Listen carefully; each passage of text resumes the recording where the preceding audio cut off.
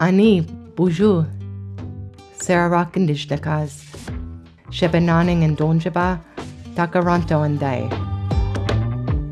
Tkaronto, a Mohawk word, the place in the water where the trees are standing, the place where the fish weirs are. My dog and I spend a lot of time walking. It's my favorite way to move through this city. For me, it's a meditative action that isn't about negotiating bike lanes or public transit, but a time to slow down and really try to see the world around me. Concrete sidewalks, parking lots, now covering the rivers and trails that once flowed freely. The Petun, the Huron-Wendat, the Haudenosaunee, the Anishinaabeg, the Métis, the Mississaugas all made their homes here, and many other nations expanding beyond these groups traveled through for commerce and trade for thousands and thousands and thousands of years.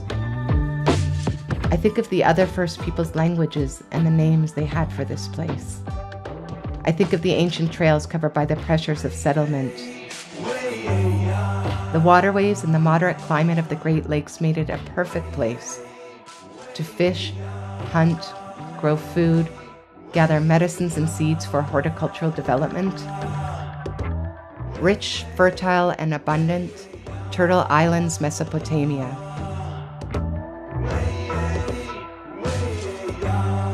Many First Peoples and their goods traveled from here all the way to the Mississippi and back.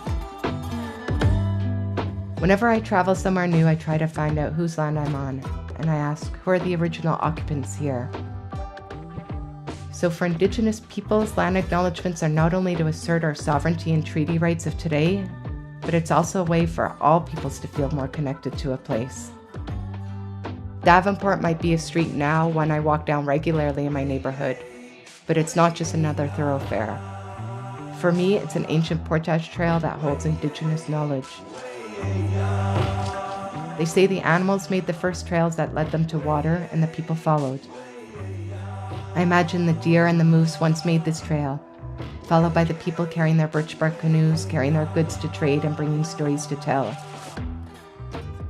Nations from all over Turtle Island met and traveled through this land. Many languages were spoken. Alliances and decisions were made.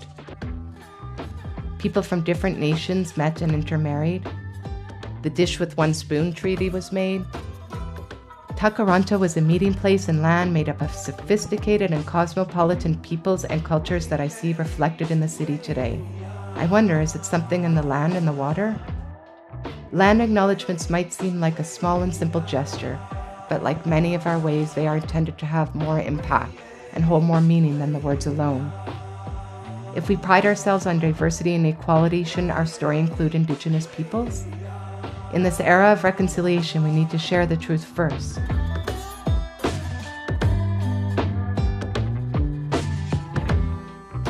And reimagine the narrative of this land and this city together.